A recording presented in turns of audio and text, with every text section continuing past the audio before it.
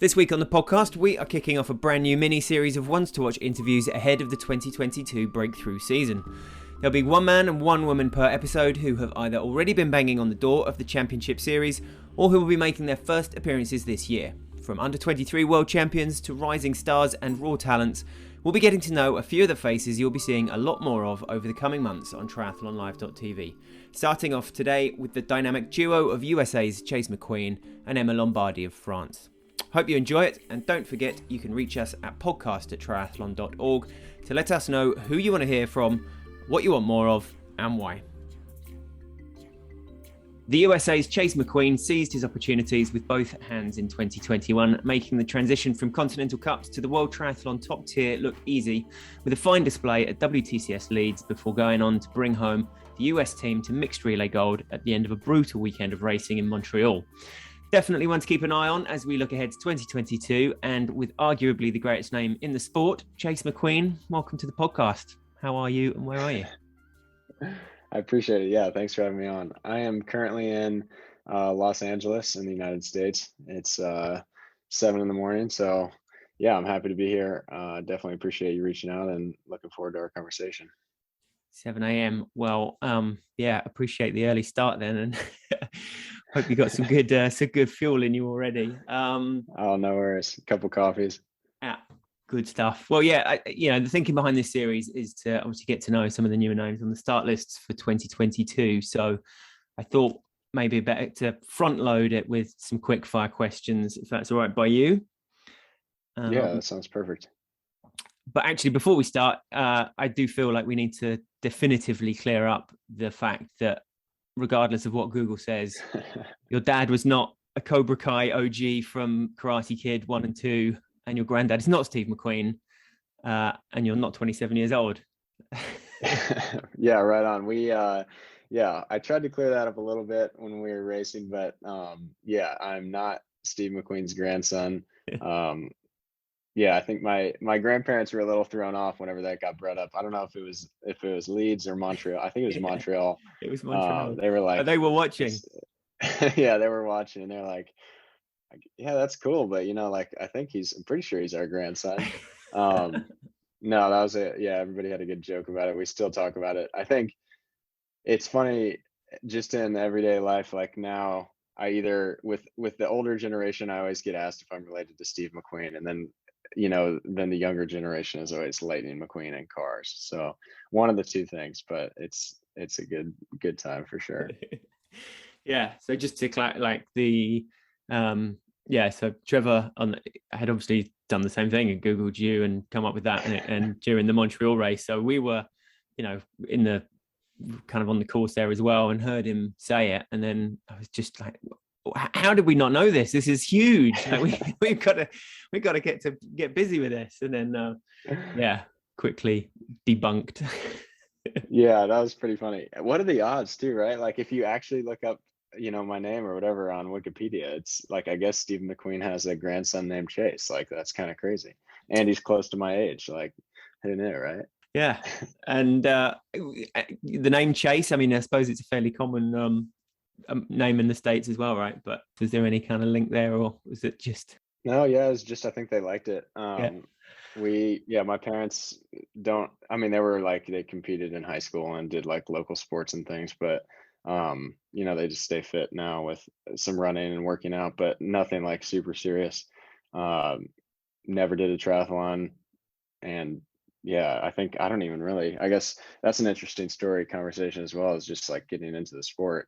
My background's all in swimming, but I just started out like doing a local triathlon for fun with some friends in my hometown, and that's kind of how I got into it, and then it just went from there.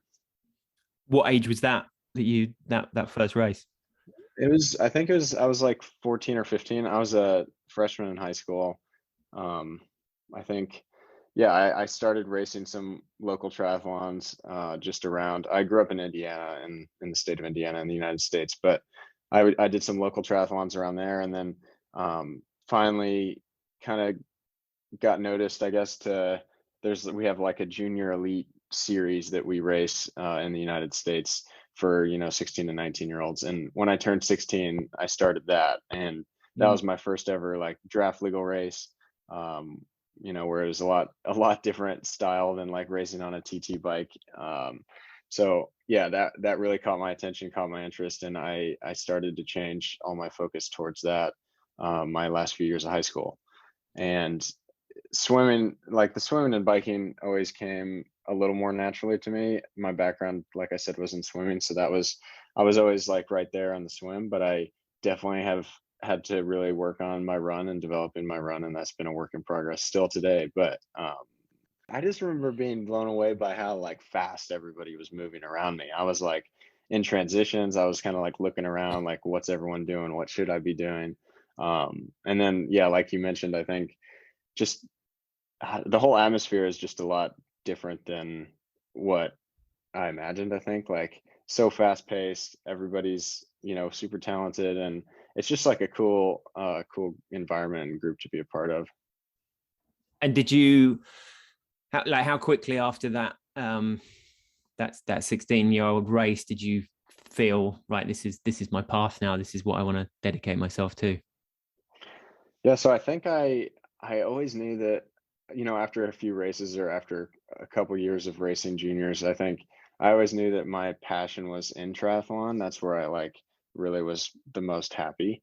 But I was more like talented in swimming and more, I'd say, like single sport. At least in the United States, we don't have a very good like system for collegiates to go to university on scholarship and things like that for triathlon.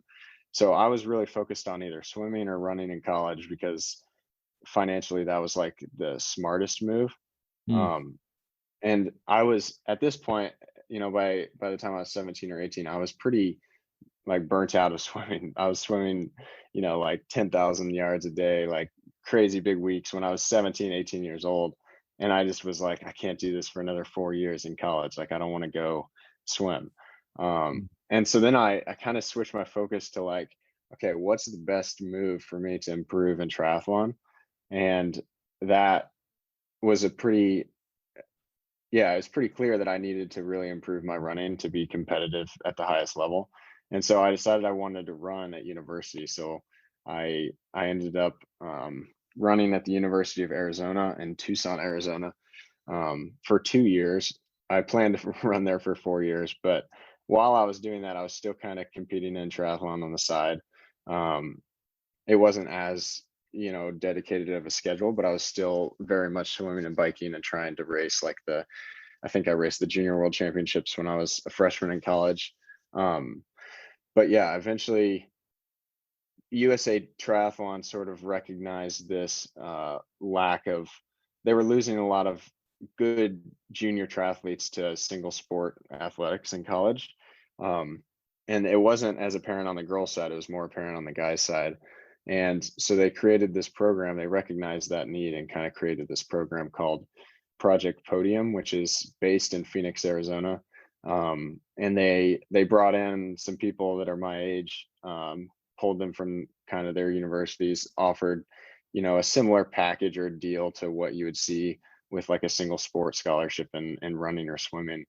And I think, yeah, I don't know, some of the guys like Austin Hindman, you would probably recognize, Dar Mm-hmm. Smith. There's a few people in that group that I grew up racing with, and it was our dream sort of to always, be living together and training together and doing that sort of thing. And as soon as USAT sort of offered that to all of us, we committed to that, and we all sort of moved to Phoenix, moved in together, started training together, and I guess that's how I started taking triathlon a lot more serious. I always knew that I eventually wanted to focus on it, but this was like the first real opportunity where I was like, okay, I can really go all in on this. Nice. Project Podium. It doesn't leave much to the imagination, does it? It's like, right, this is what it is. And you were like, so you were the first class of, yeah. Yeah. Actually, so I think the only two guys standing from the first class were me and Austin, Right. Austin Hindman, and he obviously he was a junior world champion in Cozumel, and he had some really good results, and he was like a huge person to bring into that program. And I think we always knew that we wanted to be training together and doing things like that. So it was really cool to be a part of that, and it's cool to see how it's developed since then as well, because that was 3.5 years ago. Yeah, so it's obviously, yeah, it's proven a success. It's carrying on. There's still every year they'll bring in another bunch. And they came to you, or did you have to apply? Or Yeah, they came to me. I think now that it's a little bit more, I guess, organized, it's more of like a lot of people in the junior series, have that opportunity, or they can try to shoot for that when they're racing as a 16 and 19-year-old. So it's more clear that, the path is there. They can decide to do that if they want to. And then obviously it's more of a mutual relationship. Like USAT has to be interested in committing and investing in you as well. So there's definitely, there's a lot of younger guys now, like Drew Schellenberger raced Junior Worlds this year, Keller Norland. A lot of the guys that are racing, like, at the top level for juniors, a lot of those guys are what they're trying to get into that program. How was that as a freshman in high school going to a Junior World Champs? Rotterdam 2017, right? I mean, yeah, it must have been quite an experience. Yeah, Rotterdam was like a really cool race for me. I think I had only raced internationally a couple times, and it was really cool for me because my parents got to go, and my family was there, which was pretty cool. It seems strange thinking about those times now, but yeah, Rotterdam, it was, God, I remember it just being pouring rain, freezing God, cold. yeah, the conditions were terrible, weren't they? Yeah, it's terrible. But that was one of my first races racing like a lot of big names, a lot of really good competitors in the sport, and people that are still racing today. I think I remember Matt Hauser and Vasco. They were both like, right there. But yeah, the rain was crazy. I remember like I was freezing my ass off in the water. I think, yeah, I came out and I was in a good spot. I was like the last person to make the front group, and I kind of was just like yo-yoing on and off the back the whole 20K of the bike. And then I was just freezing on the run too. But that was a good race. It was definitely like a really cool place to be. Yeah. Amazing.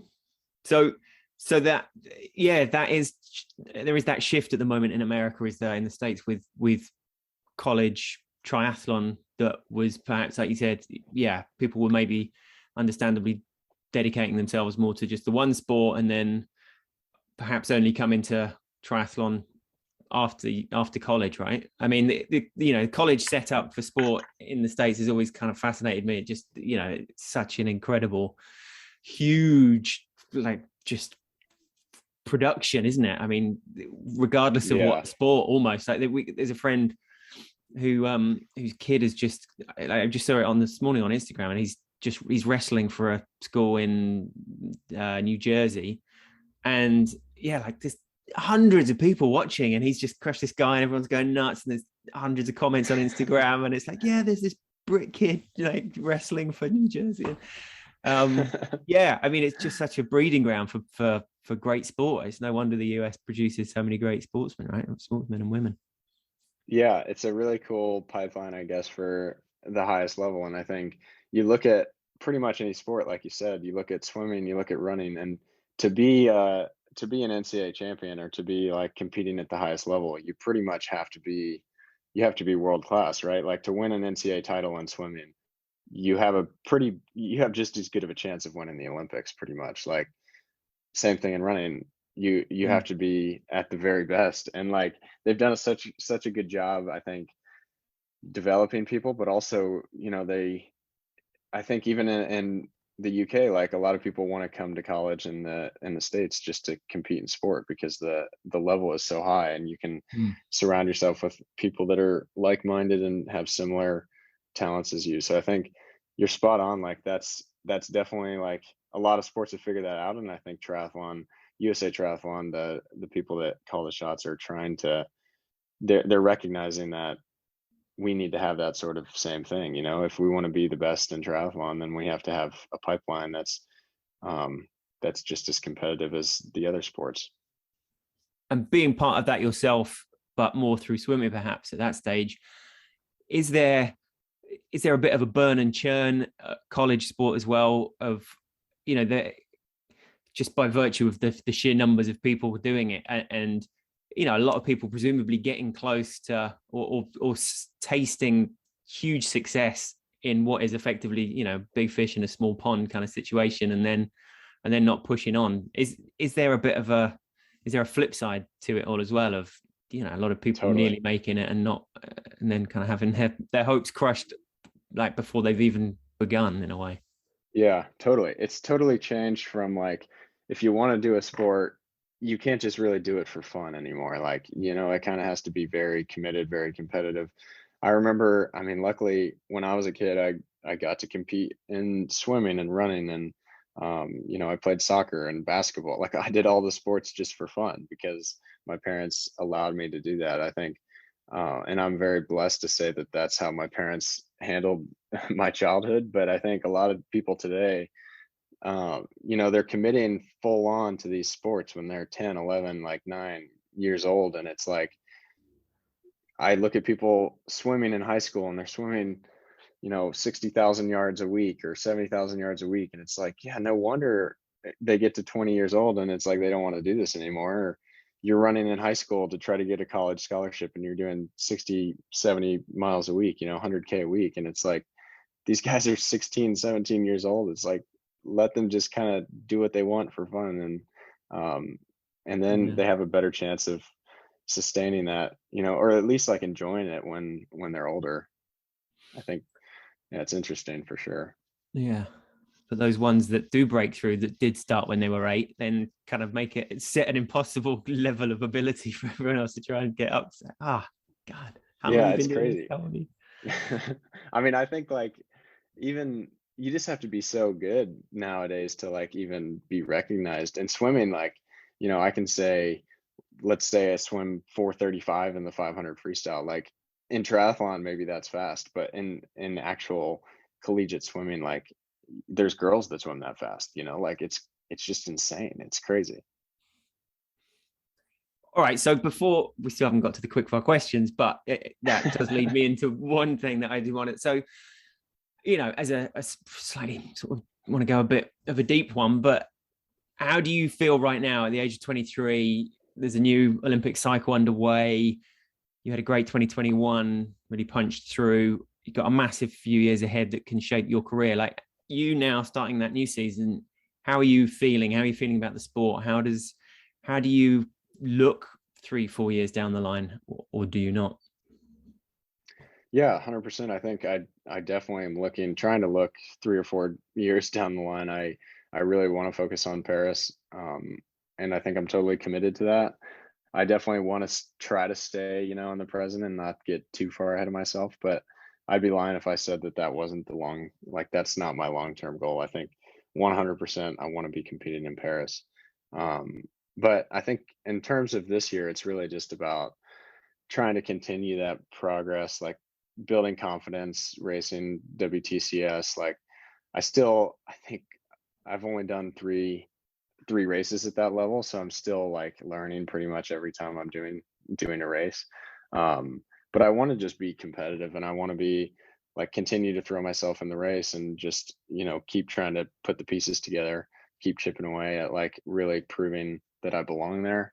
But I think, yeah, for sure, for this year, I'm planning on racing a couple WTCS races. I want to do Abu Dhabi at the end of the year. This is my first year out of U23, so I think, Mm. um, really try to focus on racing more of the series, have a good result at Abu Dhabi. Want to try to crack a couple top tens, you know, just be in the mix. That's the biggest thing. Um, Focus on my strengths, not race to everyone else. I think it's really hard. I remember like being in Leeds and just looking around and being like, wow, I'm racing guys that I've, you know, watched on TV and looked up to for so long. And it's hard to like just kind of gather yourself and remember that like you belong there too, and just like not look around and worry what everyone else is doing, and just race. You know, if you're there, you deserve to be there. And I think, you just have to race to your strengths if you want to have the best result.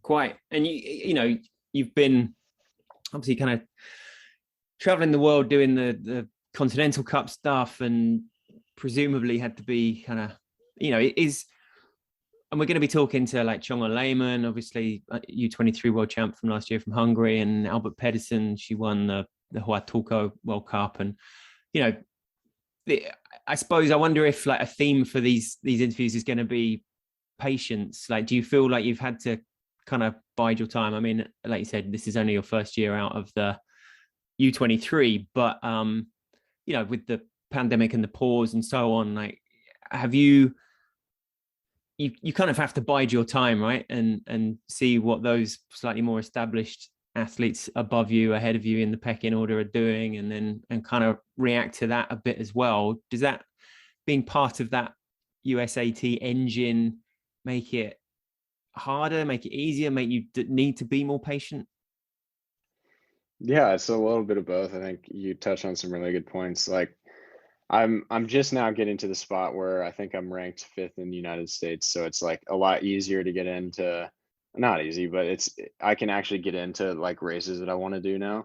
Like last year is kind of just like sit back, let's see who nominates for what races, what can I get on.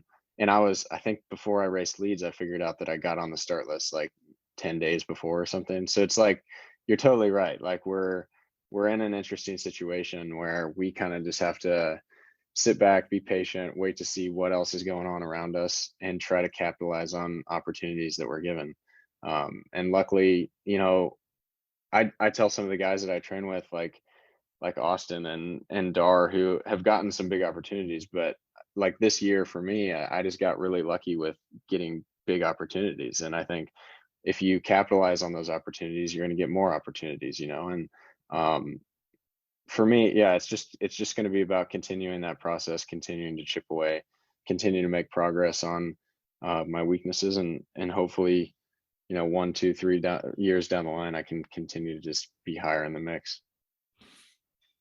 It was an interesting one in many ways, the Leeds, for your first World Series Leeds race.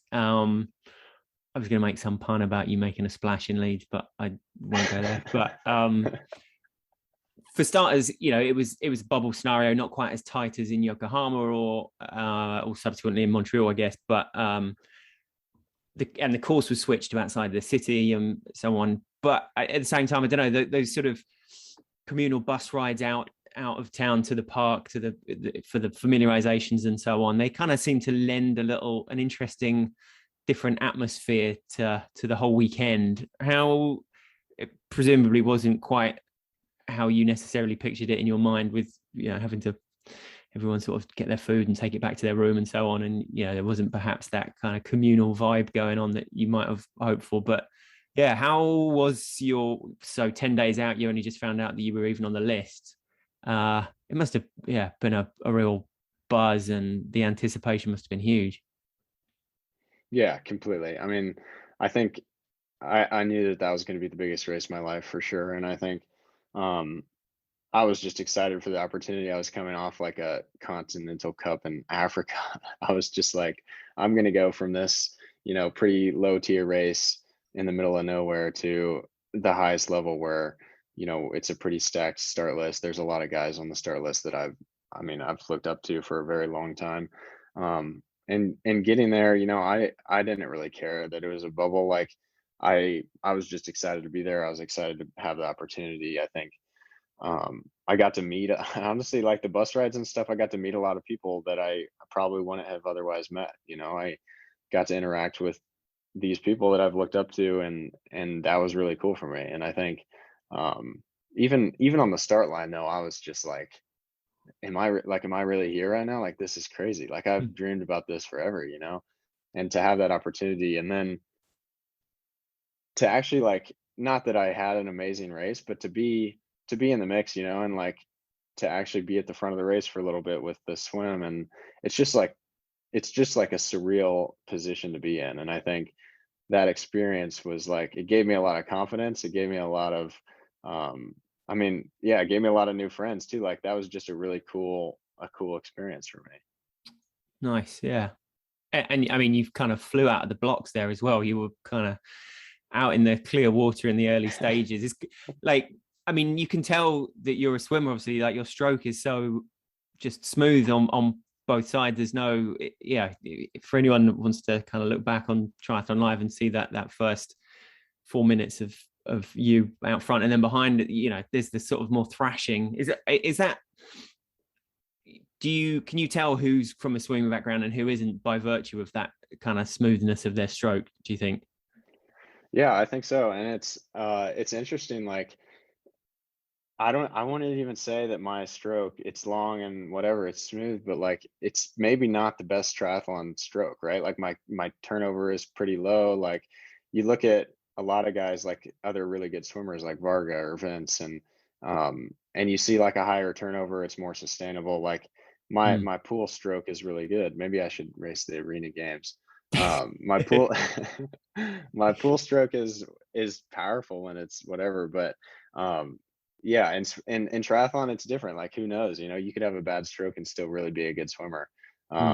It's more about just like having good. You got to have like a good base level of fitness, but you also have to be able to, um, you know, fight and handle like people all around you, and people are kicking and shoving, and you got to be able to like. I think awareness is the biggest thing. Like, you just have to know what's going on around you, and you have to be aware of where you're at and where you're trying to get, and then you have to have the fitness to back it up. Yeah. Yeah, I suppose actually they're I very think much. Leeds though was maybe just a case of too high of a heart rate or something. You know, my first 200, I was like, I'm gonna get out, because I was terrified. You know, like I'm lined up next to Alistair Brownlee. I'm like, these guys are gonna crush me in this first 200, like whatever. And I was like, I got to get out hard. If anything, I got to get out hard. So Were you yeah, that actually was pretty crazy. close to Alistair on the start line itself then? Yeah, I think I was like maybe two spots away from him. I think I lined up next to, oh God, I don't even know. It was so, it's like interesting because there were, you know, like Alistair, he was like a low number because he hadn't been racing a lot. So I was Mm. around a lot of people that were still really good swimmers. But yeah, it was, for me, it was just like head down, get out as hard as possible, and then hopefully I can last for 1500. And yeah, for it being your first race, like how that kind of unfolded, that little instant. I mean, it's been deliberated and digested a million times, but people saying, well, it's just part and parcel, and some people being outraged by it. But regardless of all of that, for that to happen in your first race, it must have like been quite a surprise as well, right? Regardless Yeah, of everything honestly else, you're though, just like, whoa, is this really happening again? Another, is this really yeah. happening moment? Totally. I think it's weird. Like, I was telling, just to like clear things up, I was telling people after the race, like, I knew Alistair was next to me, but there was no moment in the race where maybe it was adrenaline or energy, whatever. I never like felt that I got dunked by anyone, which I Mm. think that happens like a lot probably. Like, there is a lot of, it's just physical, right? Like, that's just the sport of triathlon. Um, but after the race, like, people are kind of walking up to me like, "Oh, did you hear Alistair got disqualified because of you or whatever?" Like, it's like, I was like, "What? What are you talking about?" But I think, like, again, you're right. Like, it was surreal for me. It was just a cool experience because I'm like, I can see I'm swimming next to Alistair. You know, like, who cares what's going on above the water? Like, I'm next to Alistair. I'm at the front of the race. Like, that's the place I want to be. And you know, I knew that in the race, and that's just like, it's just a cool thing to be to be a part of that. And I think, you know, whatever after the race, like, it's not like I have any hard feelings towards Alistair. Like, we get dunked and pushed around all the time, you know. So Mm. I think for me it was more about just the experience. I was like happy to be there, and it was cool to be a part of it. And it's unfortunate that it happened, but luckily, like, there weren't any serious ramifications, I guess. Yeah.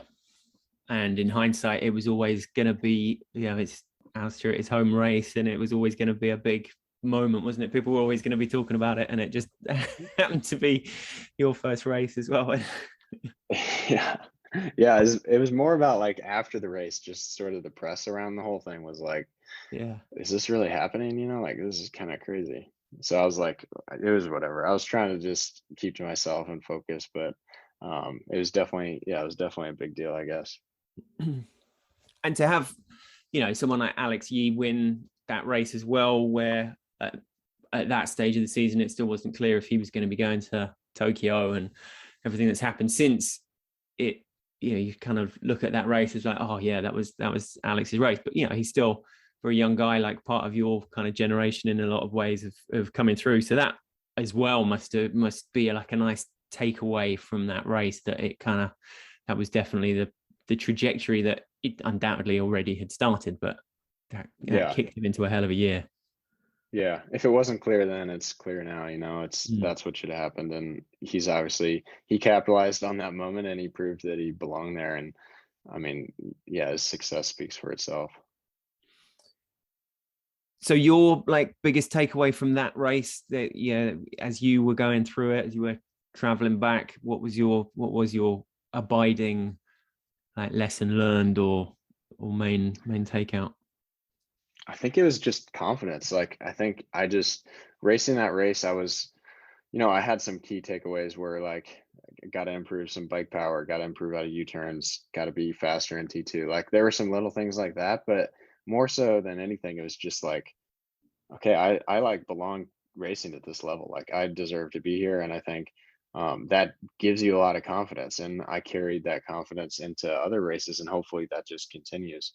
But I think it was just like it was a breakthrough moment for me, because I learned that, the difference between the top level, like the difference between the very best guys like Vince and, Yelly and all these really great athletes, it's like, it's not, it's not like that far away. And I think for me going into that race, I was like, these guys are so much better than me. And they are, like they are better than me for sure. But it was just like realizing that the gap isn't just absolutely massive.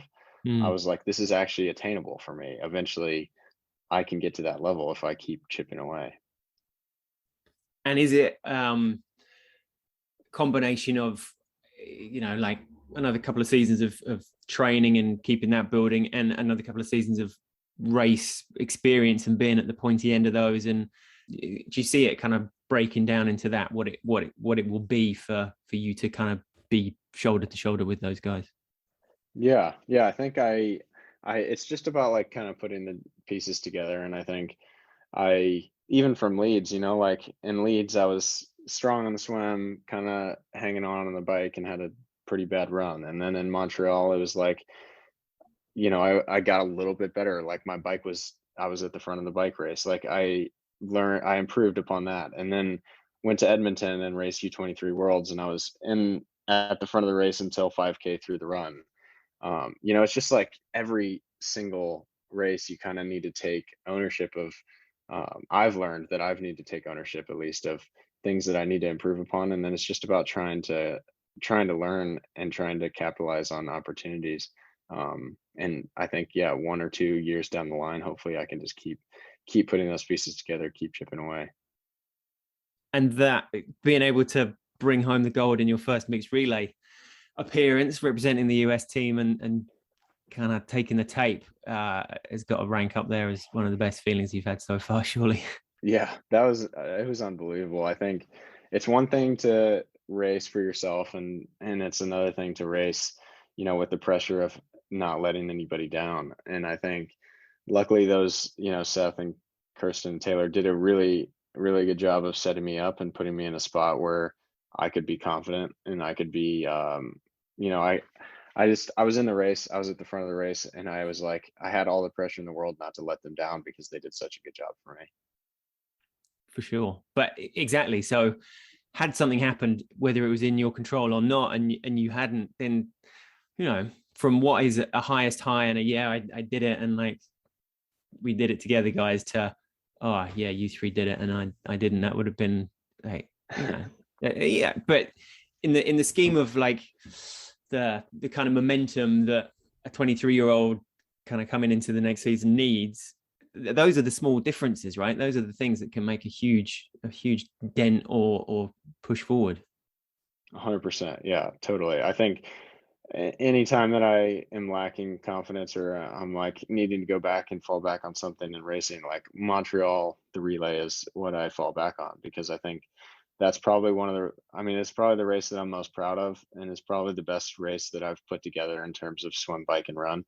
And I know it was just a super sprint and it was a relay, but I did gain a lot of confidence from that race, and I think that was a huge stepping stone for me, just knowing again that like I belong here and I deserve to be racing at this level, and I'm capable of it, and I still have a lot to prove, and I'm gonna keep working hard to put those pieces together for like a full distance or a sprint distance and individual race, and hopefully more relay opportunities as well. Yeah, I mean, watching the guys bring home the medal in Tokyo as well must have been, yeah, like you can't have surely helped in that situation as well. Kind of fast forwarding a few years, thinking, Yeah. it could be.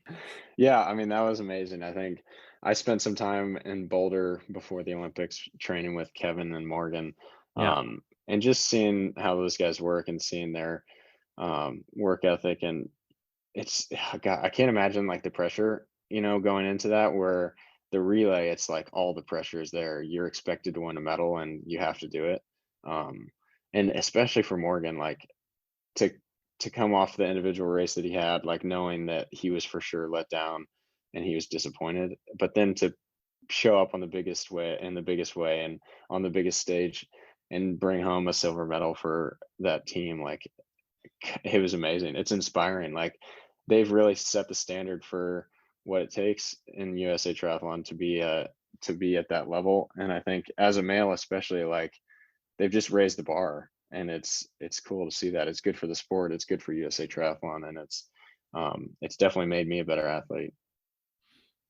and showed that it's, you've got to be there. Like you said, you got to take advantage of those opportunities. Nobody would have. They weren't guaranteed slots in Tokyo by any stretch at the start of the year, were they? I mean, Kevin was kind of, he felt good about it, but there was Eli and there was Matt and there was, plenty other people ready to snap up that opportunity if they were fit and ready to go. Yeah, and I think that's like kind of what raises the bar. Like everybody has to be held accountable because everyone, if it's not going to be you, it's going to be somebody else. So if you're not going to be fit and ready and can't capitalize on the opportunities that you're given, then somebody else will. And I've spent a lot of time with Matt and Eli and those guys as well, and it's just like there's no difference in work ethic. Everybody works hard. Everybody is like very talented. It's just a matter of showing up and performing on race day. And I think, yeah, luckily for USA Triathlon, it paid off in the Olympics. How was the atmosphere in Boulder then with those two?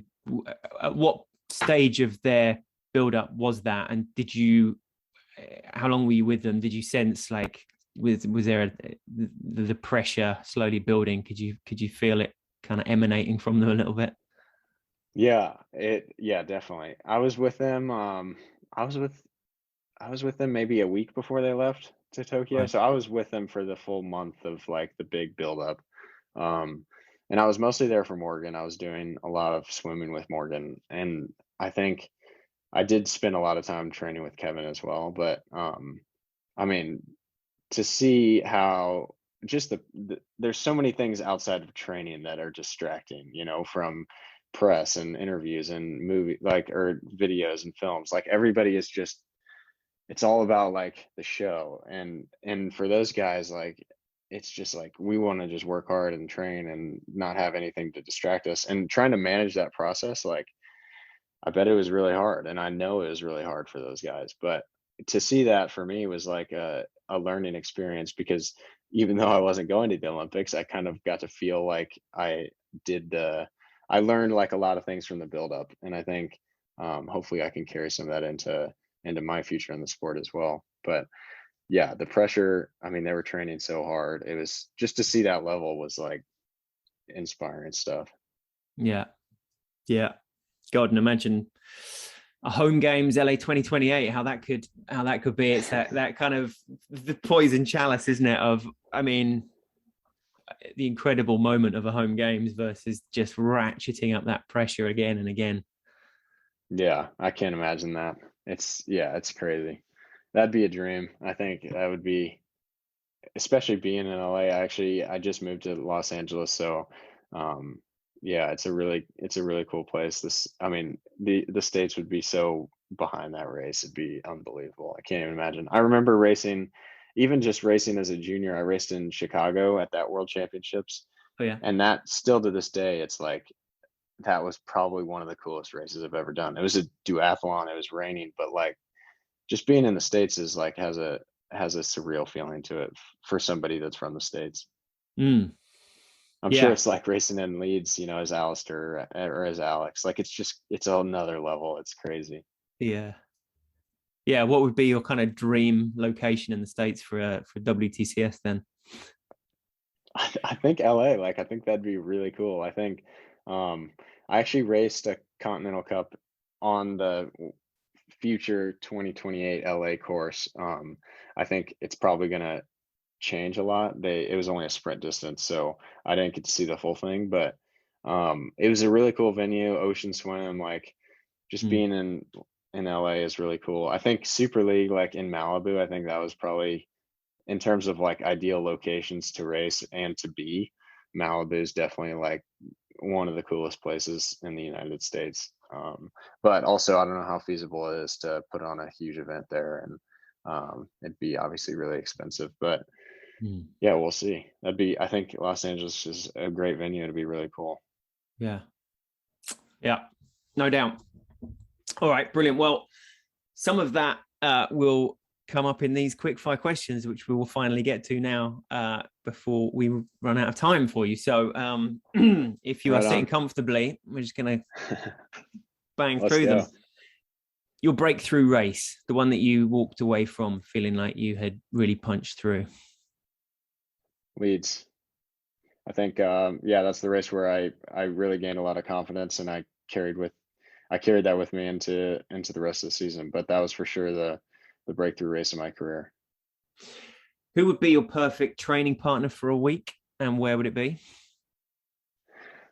Oh, this one's interesting. I think luckily I've had the opportunity to train with a lot of like in terms of like US triathletes, like that's I've got to train with Morgan and Kevin and Matt and Dar and Austin. Like those are all, dream training partners for me. But I think if I could go back to high school and train in high school with my high school friends in my hometown with my parents. I never get like it's rare that I get to go home anymore, so like seeing them would be really cool. But I think just like all my best friends from high school, like it's hard to like get together with everybody now. Like everybody's working and everybody's doing different things, but I always think about like going back to my hometown and riding with my friends from high school and swimming with my swim team. Like if I could just go do that, you take that stuff for granted when you're there, but looking back on it now, it's like, man, I had it really good. So I think I'd do that. A good 20 deep posse just training back at high school. That shows good memories from school then for sure. That Yeah. suggests. Um, biggest inspiration could be from in or outside of the sport. I think in the sport, I would say Alistair and Vince. I think those are two guys that I've really looked up to for the longest time. I remember for sure coming into the sport, it was always Alistair and Johnny, just because they were dominating. And I think now it's more Vince. I think he's just like he's a class act. He's a really down to earth guy, and he's inspired me in the sport for sure. Outside of the sport, I think probably my parents. They've just always really set a good example for me. They've sacrificed a lot for me to be able to do what I do, and I think um, they've always held me to a standard that I have to hold myself accountable, and they've just set a great example. So I think I would say my parents. Mm. Yeah, I'm sure there is plenty of people that would have Vincent kind of over the last few years at the top of their tree of people that you would want to emulate, like on and off the course, right? Yeah, he's such a. I mean, I remember the first time that I met him truly was in Montreal, and he was just a really cool guy. Like he was really nice and he was genuine.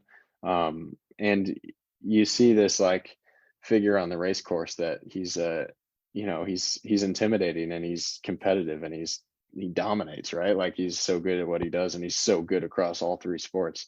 But off the course, he's a really good guy. Like he's just a really nice, easy to talk to, fun guy. And I think that that was really cool for me. Mm. What do you consider your strengths and weaknesses as an athlete? I guess surface level for sure. Swimming is my strength. Running is my weakness. I think one thing that I do like to, I would say, pride myself on is I feel like I do a pretty good job of like learning from mistakes and learning, or I guess just taking ownership of mistakes and trying to learn on them. Um, so I think that's something that has brought me. I guess it's taught me a lot. So I think I would say that. But yes, I guess swimming is for sure my strength and running is my weakness. But hopefully, I'm working on that and I'm continuing to develop my run. All right. Outside of triathlon, what's your biggest interests, hobbies? I enjoy cross country skiing in the off season, so I like to do that. I actually like only for a few years I've done that, but it's definitely such a challenge. Like it's humbling being so bad at something and trying to learn, trying to like learn a new thing. So I'd say that. I like to golf occasionally, sometimes on my free time. Like to go camping every once in a while. For sure like to cook a lot. My girlfriend and I, we both enjoy cooking, so she's a triathlete as well, and a lot of the time that we spend together is training and cooking. So I'd say probably those things. One of my questions was going to be if what is one thing that you eat as a triathlete that if you weren't a triathlete or a high functioning sports person that would be weird? Yeah, ice cream, 100%. Yeah, I eat ice just cream gallons of like the pretty stuff. much every night. Yeah, all the time. And I've got my favorite brands and favorite flavors and all this stuff. But I'm happier when I'm eating ice cream, and I think it's like, luckily for me in my situation right now, I can burn it off and get away with it, but probably won't be able to do that forever. Something people don't know about you. I work I work full time in financial services for a company called Robinhood. A lot of people that are like close to me know that or know me because I spend a lot of time doing that. But yeah, it's an investing platform, Yeah, and been in the news a lot, right? yeah, yeah, it's yeah, they've been in the news a lot, good and bad. But I've I've been with them for just about a year, so I decided I think like I'm happier when I have a lot more going on, and it's been a good distraction for me. So I think it's hard to just focus on training all the time, and I think work has given me that outlet to kind of focus on different things as well. Right. So have you got a bit of a crypto thing going on the side as well then? I mean, it's fallen off the face of the earth the last couple of months, hasn't it? Yeah, I'm not too heavy on the whole crypto thing, but it's definitely it's definitely lost some traction since the highs, like whatever, a few months ago. But no, yeah, I like to. It's an enjoyable job for me for sure. I'm like an analyst sort of for them, so I do a few different things, but it's just like a good distraction. It's Mm. cool. Was maths what you were majoring in college then? No, I was actually a finance major, Right. so yeah, I always enjoyed math, and I had a lot of math classes as well, but finance was like the big thing. Yeah. So you'll carry that on, like the plan is you can carry that on like in conjunction with the racing, right? Yeah, I've just kind of decided that if it ever gets to a point when it's taking too much away from triathlon, then I'll take a step back, because triathlon for sure is where my priorities are at right now. But I think it's a healthy distraction right now, and that's pretty much all it is. Mm-hmm. Nice. All right, conscious of time, just a final one. 2022, it looms large ahead of us. Goals for the season without, just where are you? What are you targeting, and what in November, December time will you look back on and feel like you've achieved if you hit what targets? Yeah, I think it really just comes down to being consistent, and I want to race with a lot of confidence. And I think luckily I'm in a spot now where I can kind of plan a season and actually focus on certain races. So I want to for sure be competitive, be in the mix in the series, WTCS series, and I think my first race will be Yokohama. But I want to just crack into the top 10, crack into the top 15, just be at the pointy end of the race, like you said, and just keep throwing myself in the mix, and just keep learning from those opportunities. But yeah, I just want to kind of be present in the moment, and really just like take advantage of opportunities, learn from things in the races, and hopefully by the end of the year, I'll be firing on all cylinders in Abu Dhabi. Nice. Great. Well, we look forward to seeing you out there for sure. Thank you very much for taking the time. Early start. I think we've dispelled a few rumors and probably added a few as well in there. That's good stuff. Thanks very much. Yeah, it was a good time. I definitely appreciate you having me on. Thank you. Just 2 years after becoming French junior triathlon champion, Emma Lombardi made something of an entrance in her first ever championship finals appearance, pulling clear of the field over the second half of the 10-kilometer run to earn the title of under-23 world champion in emphatic fashion. Clearly a big part of the next generation of French triathlon talent coming through the country's ever-impressive production line. Emma, welcome to the podcast. How are you and where are you? Hello, thank you for having me. I'm fine, thank you. Right now I'm in the south of France, in Saint-Raphaël, where I'm training along the year. Very nice too. How is the south of France at the moment?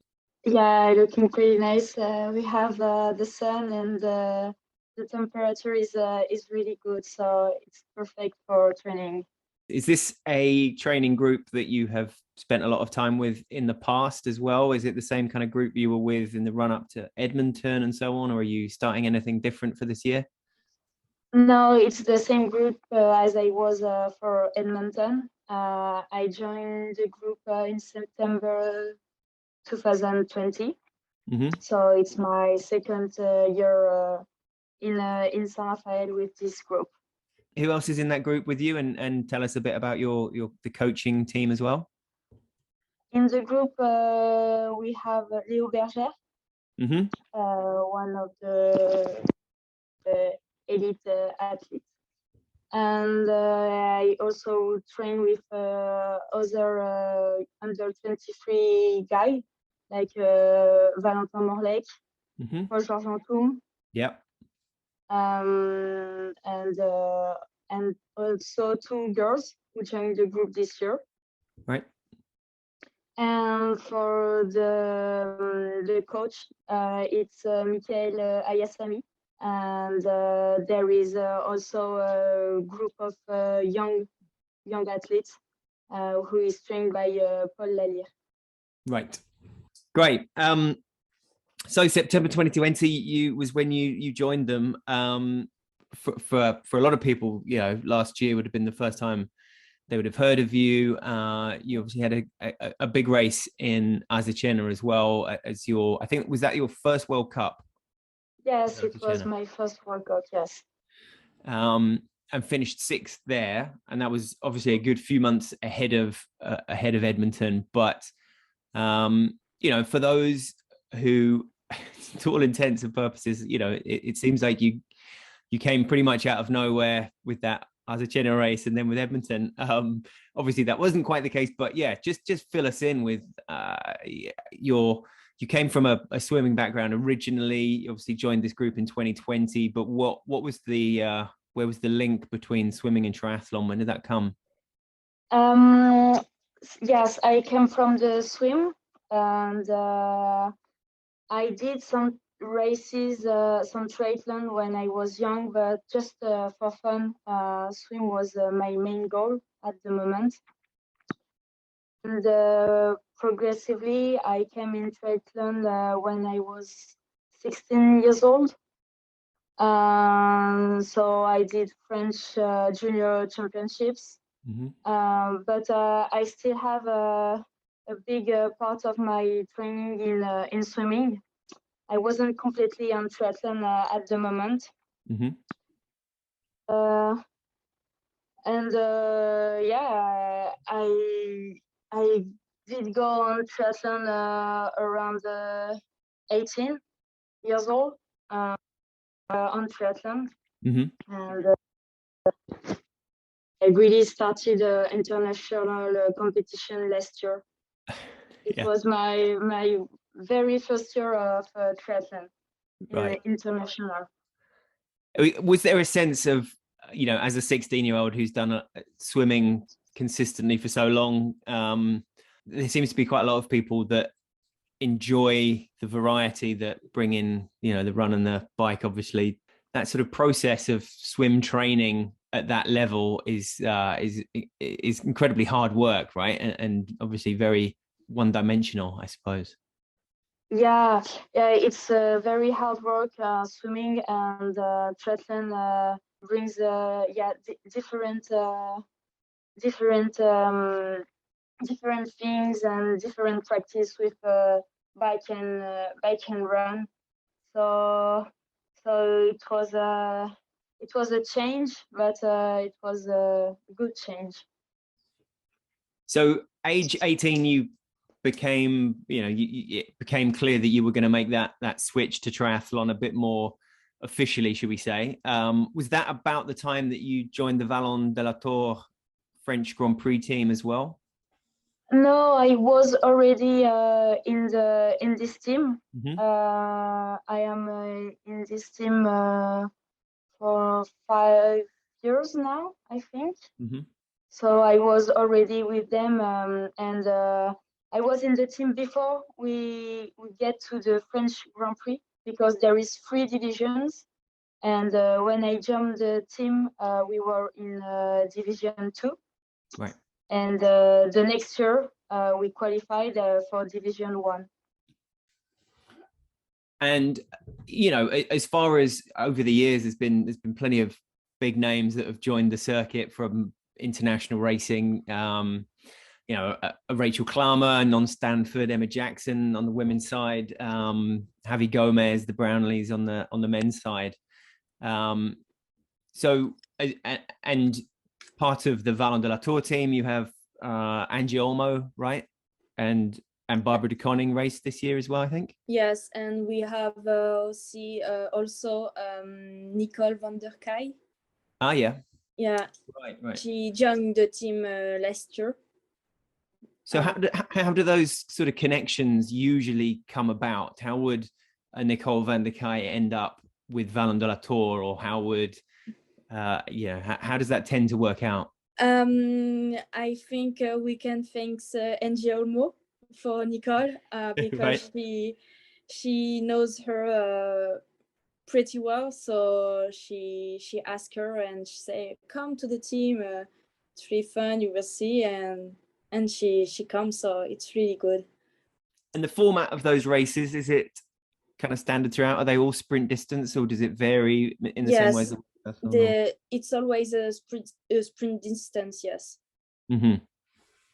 Yeah, it was interesting after the Montreal series race, the elimination format, when obviously Dorian Connings won, Vincent Louis 2, Leo Berger 3. Yeah.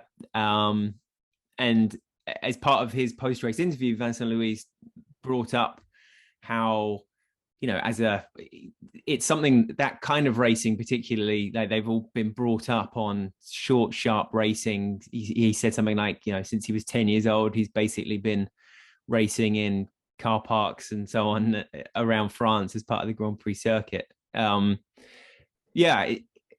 you feel like it's given you like a really, that kind of thing has given you a really solid grounding for your racing as well? Does it inform your style? Yeah, French Grand Prix, I think it's really interesting races because, like you said, there is some international athletes that came. So it's a really good school before going on a European Cup or World Cup. It's really a good experience.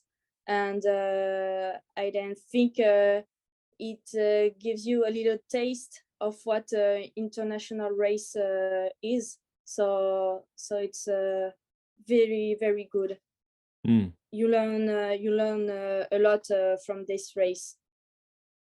Yeah, well, exactly. As a young athlete kind of coming through, and you have suddenly an Angie Olmo or someone there who, like, when you started out, who were the names that were there that you were kind of able to to look up with and run and race either alongside or against that, you know, you wouldn't have you just wouldn't get that opportunity normally? Can you remember any specific in the early days? I would say Cassandre Beaugrand or Léonie Perriot. I know it's Yeah. French athlete, but they were like the best, and you're racing against her, so it's really impressive at the beginning. And to have Cassandra and Leonie and obviously Vincent and Leo and so on, like, you know, to have those guys performing the way they were and like this, the depth as well in those teams was incredible, right? You know, there was always someone, if someone couldn't race in the relay, for example, someone else was available, was ready to step in. It must have been incredible through that, I suppose, 2018, 19, 2020, that sort of period where French athletes were just smashing it. You were just coming through as well. It must have been a very inspiring time for you as a young French athlete. Yeah, they are all very impressive. They're among the best athletes in our sport. So when we see them racing and we see the cohesion in the group, we really want to be part of this team, and it's really, really amazing to see them and have a chance to race with them. Is there a line, a fine line between it, having those kind of people in front of you, between that being an inspiration for you and being a bit of a, oh my God, how can I punch through into that into that kind of level? Where does that sit? Yeah, it's I follow them. I try to see their experience and take it for me and see where it's going to take me. And yeah, they're in the big level, so you have to say to yourself, yeah, I want to be part of this. And also, wow, they're very impressive. How I'm gonna make this happen for me. So it's a balance, I think. Yeah, no, I can imagine. And as far as the French Grand Prix season, when does that run from and until? Like, will you be pulling on the green of Vallon de la Tour in the coming months again, or do you just sort of have to fit it in around what you're obviously wanting to do as well? The season starts in May for the French Grand Prix. It's May until September.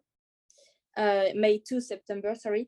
And for now, I know that I will do, I think, the first one of the season, and the rest, it will depend on the international season. And Barbara de Koning, where, you know, how did that come about? Her joining the team there as well, and she was obviously someone who raced in Edmonton against you, was very much there at the pointy end of that race too, and still has at least a couple of years left in the under 23, I think, and looks like she could be, you know, a real future talent for the Netherlands. Yeah, she was still junior in Edmonton. She was really impressive. She joined the team last year too, because her team where she was wasn't doing a Grand Prix anymore. So we contacted her and she joined the team. So it was really good to have her in the team too. She's a really, really strong athlete, and she's still very young. So it was good. Yeah, she raced Quartera in the junior world champs and Edmonton in the 23 world champs, right? So, and any other, you know, youngsters in that team that you've got an eye on as potential future stars? Obviously, like the theme of these is very much kind of breakthrough athletes, and that's part of the reason we're talking to you. But have you kind of spotted any talent there that you think could really be a name to watch for a little further down the line, shall we say? Last year I only did one French Grand Prix, so I wasn't really with the team, because there is 5 races for the Grand Prix in the season. But I think yes, Barbara. We have also a Hungarian girl, Marta Kropko. Uh-huh. I don't know if you know her. No, I haven't. No. How old is she? I think she will be junior 2 this year, so maybe around 18. Mm-hmm. And yeah, I would say Barbara and Marta. Yeah. Okay, good. Now, as you know, we have been doing a few standard issue questions for everyone that we're getting on for these ones to watch ones. So if you are ready for a bit more of a quick fire round, then we'll get into these. Okay. First one, you know, I suppose it might be obvious, but given your result in Edmonton, but what do you consider your breakthrough race that after that moment you felt you were on the right path? Edmonton for sure. Yeah. Edmonton was a really good race. You know, has it changed your outlook on everything you're doing since then? You know, that it must at the very least have put some serious spring in your step, or maybe as an extension of that, just giving you even more of a drive to know, like, you know, you've got what it takes. And yeah, there's some huge names that have taken that title in the past. Yeah, after Edmonton, I would say yeah, it gave me like more strength for training, to see what I can do. I wasn't really expected this result in Edmonton. I was really surprised because it was my first Olympic distance and my first World Championship. So before the race, I was like, okay, we will see. I just do the race and we will see. So it was a little bit shock with the result. But yeah, I would say after Edmonton, I try not to change how I train or how I am in the life. But yes, more.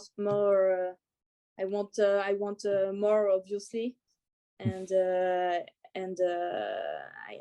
can see that I can do it. So it was good. Definitely very modest of you. I mean, yeah, I want to go a bit deeper on the Edmonton race later on, but it was interesting, you know, as you crossed the line, it was kind of clenched fists and a sort of a real like, oh, I did that. And but then just as you had, and there was a sort of look of disbelief that kind of came across your face. Yeah. Was it? I was like, no, this can happen. I was really shocked. You know, when you're racing, when I was running, I was just thinking of crossing the line. Don't think too much of the result, but then you cross the line and you won. So it's amazing, and I was really surprised about myself. So yeah, it was a little shock. Yeah, it was a great moment for sure. And like I said, we'll come to that a little bit more in detail in a moment. But yeah, as far as inspirations to getting you to this point and presumably getting you through all those years of swimming training as well, you know, who've been the people that you've looked up to and have driven you forward as well? I would say Jessica Lermans, because she came from the swim too. And she's really strong in triathlon. She's one of the best athletes. So she's really impressive. And after, I would say it's not a triathlete, it's a biathlete, Martin Fourcade. Okay. A French biathlete. Right. He had a very long career, like 10 years, and was very regular. So really impressive, and he won like 5 Olympics gold medal. So yeah, really, really impressive. And I would say maybe Katile Duki, the swimmer. Right. She was very young for her first Olympics, and she was so strong. So yeah. So Jess Lemont is someone whose style you would like to emulate a bit. I don't suppose she wasn't racing in Azucena, was she? So you haven't had a chance to share. No. She wasn't in Azucena, no. But that kind of gritty leading from the front sort of style of racing is something that you aspire to. Yeah, and all the Great Britain team, all the athletes are really, really strong, like Georgia Taylor Brown or even Lucy Charles Barclay, who debuts this year. Yeah, they are all really impressive. So who would be your ideal training partner, and where would that week of training take place? If you had a week with anyone, who and where? I think it will be with my brother. Oh yeah. He also do triathlon, and so just a week with him, maybe at home, and just will be really nice. It's funny, the third person that in a row now who has said either with your training buddies or with your old school friends or with your brother, and it's nice. Yeah. Your strengths and weaknesses you see, within yourself as an athlete. Are you the kind of person that analyzes? Are you quite hard on yourself? What kind of an athlete are you? Yeah, I think I'm a little bit hard on myself. I love when things are perfect, and sometimes I think I put a lot of pressure on myself. So I can be a little hard on myself,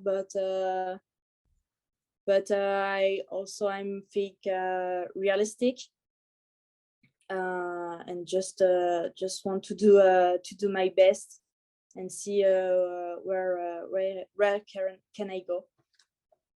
And in terms of training, what are the drills or sessions that you particularly do and don't look forward to? I really like long swim session or long running session, but I don't really like when there's like speed session in swim or in running, because it's really a weak point for me. I'm not really fast at this intensity, so I don't look forward when we have that type of session. Preferred format: Olympic distance, sprint distance, or even elimination, or indeed arena games? Is that something that you might have your eye on? I think Olympic distance and sprint distance are my favorite, because elimination distance, it's really short, and you need to have really good speed, and it's not a strong point for me, so it can be a little bit tough. Well, in that case, we can segue from there into back to Edmonton. If you're saying Olympic distance is your preferred distance, and that was literally your first competitive Olympic distance race. Yes. And it came 2 months after Kitzbühel, right? The European Championships, which were sprint distance.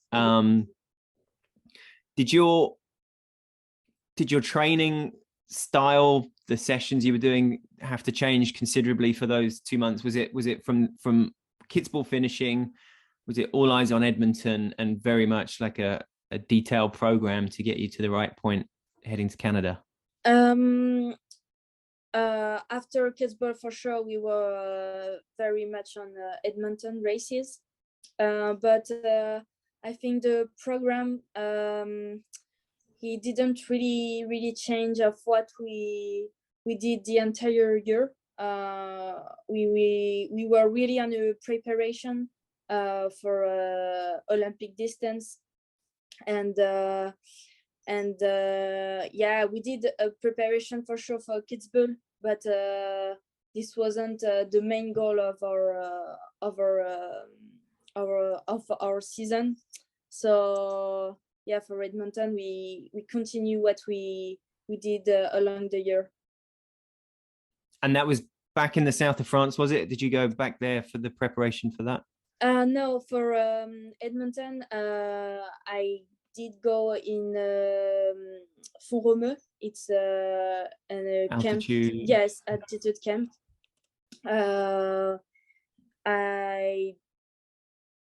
I was gone for like 3 weeks, I think. Yeah, we did go for 3 weeks in altitude. Mm-hmm. So it was a really good training camp, and yeah, we did a good work, and everything went well. Was that prior to the Olympic Games or just after, or was it a time when there was, the triathlon world had descended on Font-Romeu as well? Or? It was during the Olympic Games. Okay. So we watch the triathlon, the Olympic Games triathlon in Font-Romeu. How was that as a who were you with there, and how was that as an experience, just sort of watching it all? There was Léo Bergère, so we were really a little bit stressed for him. We wanted him to do the best. Yeah.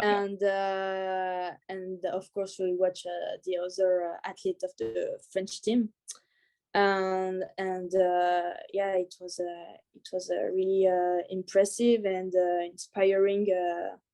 inspiring, I think, for all of us.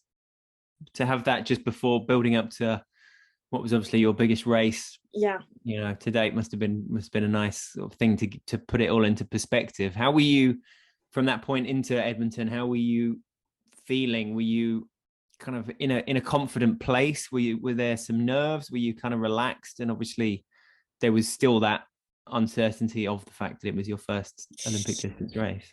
I think there was a mix of all. I was a little bit stressed, of course, because this was my first Olympic distance, so I didn't know really what to expect. I didn't know how I was going to do on this distance, and if it's gonna be okay. But I was also relaxed and ready because the preparation went really well, and the work was done. So I just have to do the race and see. And it was a long day. It was, an unusual day with 4 back-to-back races. It was under 23 women, and then the 2 elite races, and then under 23 men at the end, right? But probably quite a relief that you could get yours out of the way and done first, was it? For those U23 men having to wait around all day through 3 races must have been tough. There's nothing like that feeling of knowing you've got yours done and can just kind of kick around and watch a bit and do your thing after. Yeah, it was the morning, so it was really cool. Like the race was we did the race and we have the entire day after, and the under 23 guys have to wait the entire day, so it's not the same, but it was really good to be the first. And there were plenty of people on that start line that certainly wasn't their first under 23, certainly not their first standard distance race. Were there particular folk that you knew you wanted to be in and around coming out of the swim, certain other athletes that you had earmarked that you wanted to keep an eye on, or that were particularly threatening?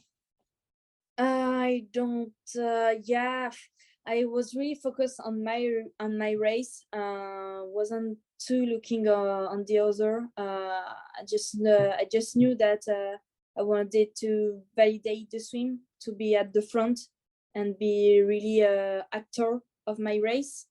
So yeah, I was just looking step by step on the race, just the swim after the bike and then the run, but wasn't really looking at the other girls.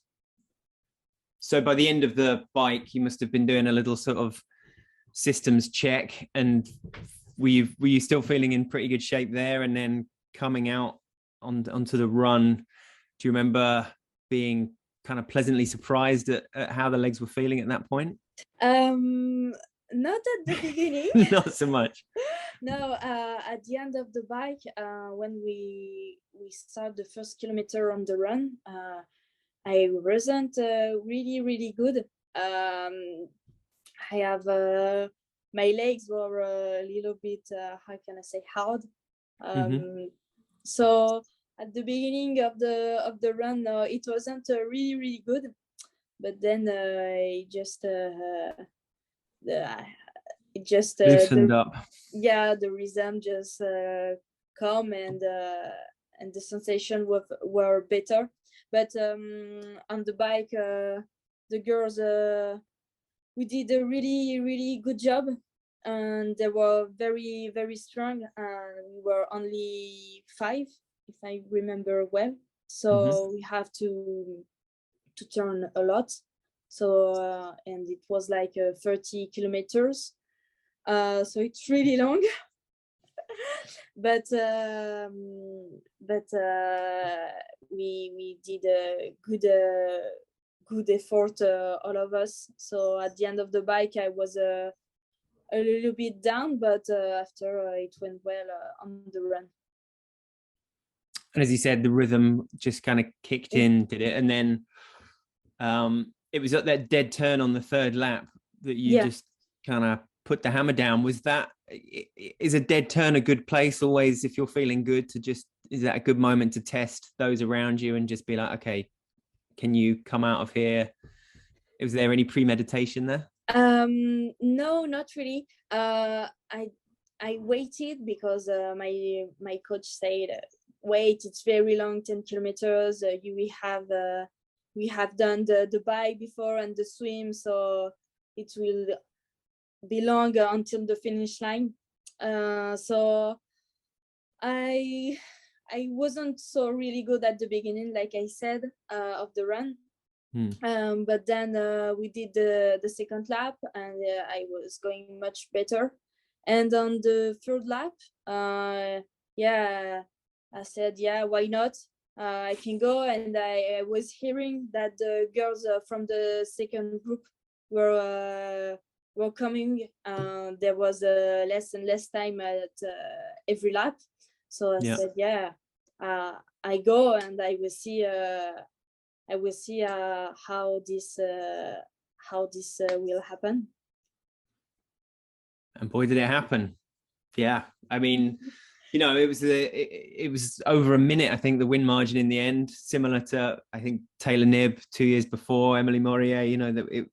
You're in good company there as far as that moment, and to be able to do it, like you said, maybe the sprint isn't your strongest suit at the moment, so to be able to do it with a bit of room and to enjoy it make a big difference, huh? Really, because I think if the other girl came back, it wouldn't have been the same. Like you said, the sprint isn't my favorite thing, so it was cool to have a little sequence in advance. And then after, with your coach, must be a lovely moment to share. And he was really happy, and I didn't have much time to see him because I have to go to the anti-doping test, so I didn't see him very long, but he was really happy, and the work has paid, and it was very much better than in Kitzbühel, who I have a tough race, tough final. So yeah, it was cool. And it must have felt pretty surreal. Obviously, you start at the start of the race. Part of you will have felt that you had that in you, but probably at the same time, not fully. You weren't necessarily expecting to take that title. So you're obviously a very level-headed, modest person too. It doesn't seem like the sort of thing that you're going to suddenly be like, "Whoa, yeah, world champion!" But it must have been a pretty strange feeling, was it? Yeah. I think for several days, I still can't. Still can't believe it. I was like, no, that wasn't me. That wasn't me. And I received, a lot of message to congratulate me, and it was like really surreal. And yeah, I was like, really, no, that's not me. I didn't do that, but yes, it was. And yeah, very, very good feelings. And yeah, I can describe it because yeah, it was surreal. So there was a good few weeks after that you were still able to feel the kind of the warm glow of the win and have that just still running through you. I needed some days to really realize, and yeah, after, and you started to realize, you rethink of the race, and yeah, it started to be in you, and to be, yeah, I did this. Did you get a little celebration in with family and friends when you got back home? No, sadly no, because I get back in San Rafael, so my family wasn't there. And when I get back, like 2 days after, I fall off the bike, and I broke one of my bones. I saw on your Instagram I was going to ask you about this. So it's just a training accident. Yeah, was a training accident. Yeah, I slipped on the road, and the road was a little bit wet, and so I slept with the bike. And yeah, so I didn't have time to celebrate when I got back home. Shame. But that was always going to be the last race of the season, was it, Edmonton? Was that, or did the injury put things back as far as racing as well? Yeah, I was planning to do the Bermude, but they were cancelled. Yeah, so Edmonton was my last race of the season. Right. Yeah, I saw excuse me, on your Instagram, like I said, the injury, but you were still kind of smiling through it, as you seem to be in most of your photos on there. I mean, it's you're obviously would you say you're a very kind of positive and generally cheerful person, you know? It depends. I don't know if I'm always positive, but yeah, I try to keep smiling.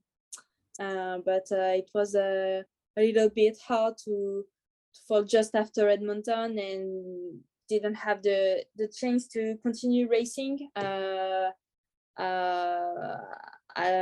shape was good, so I would have loved to see what I would have done on the other races of the season, but that wasn't that didn't go as planned. So no. Maybe this year we will see. Well, but you're obviously a person who loves what you do, and you're feeling in good shape now. Start of February, you've had some time off, presumably you're building back up to where you want to be as the start of the season slowly comes into view. Things feeling good, looking good for 2022. The training are good. Feeling pretty good. We did a big winter preparation. So yeah, I think for March, end of March, we will be. I will be ready to race again. And as far as hitting those start lines, are you able to kind of pick and choose a bit? How does it work when you've got, you know, obviously like such a strong and large contingent of French women around you as well? Yeah, we are a really good team. So they have to do some selection. We can't all be on the same race, but we have some how can I say, critère access on different races. So if you do them, you will be on the race. Yeah. Gotcha. And Abu Dhabi, will you be? Yeah, I still have 3 years, maybe. Right. Yeah, 3 years in under 23. So yeah, we will see. Well, we look forward to seeing how 2022 shapes up, and how it all pans out. Thanks ever so much. It's been great to get to know a bit more about Emma Lombardi, and we wish you well for what will be your first race since becoming under 23 world champ. Will probably be that first French Grand Prix race, will it? No, I think it will be the European Cup in Cartera. Great place for a race. Yeah, it will be my first time here, so I will see. All right. Well, thanks ever so much, Emma. Great speaking to you. Thank you very much. Take care. Thanks. Bye.